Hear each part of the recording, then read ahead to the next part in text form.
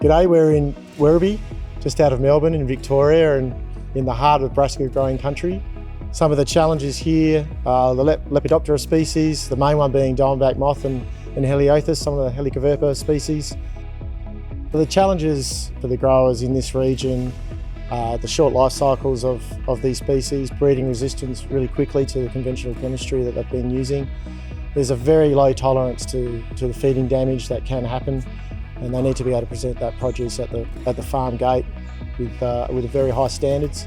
They need to meet the fresh quality assurance controls and accreditations and compliances, and also meet the maximum residue limits. One of the main problems has been the resistance building up with these species. They have very short life cycles, come through to those early instars and start feeding. The damage can be very quick.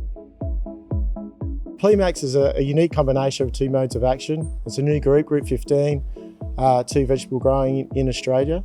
It gives growers extra options to rotate products, keep the products that they're using for longer, the efficacy higher, and keep resistance out of the populations on farm. And it allows the grower to mix his chemistry and provide long-lasting control right through the season.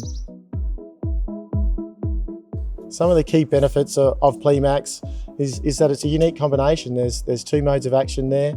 You've got the indoxacarb that acts very quickly, stops the feeding, stops the damage, and then you've got the novaluron, the insect growth regulator, which acts on eggs and also acts on those early instars as they're actually hatching from those eggs. And if they were to begin feeding, that novaluron sitting on the leaf, and as they feed, they also ingest that novaluron, and that also stops them from metamorphosising into the next larva stage.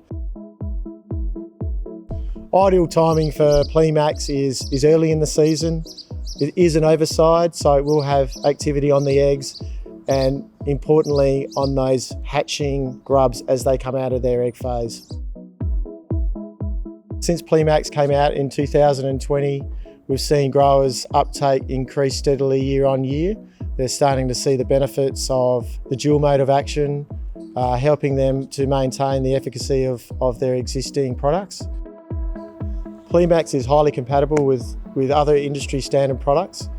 There's no issue mixing Plemax with fungicides or other insecticides as required. Plemax phytotoxicity risk has been tested throughout all of the trial work that we've done in Australia, and there hasn't been any issues with Plemax on any of the crops on label. Crop safety is a very important part of the testing protocol, and this has been done extensively throughout all of the research that we've conducted in Australia. There's been no problem with Plemax in its compatibility and its phytotoxicity rating. The improved control of insects such as diamondback moth has really allowed the grower to bring their produce to the farm gate with a much higher quality standard and improved yields.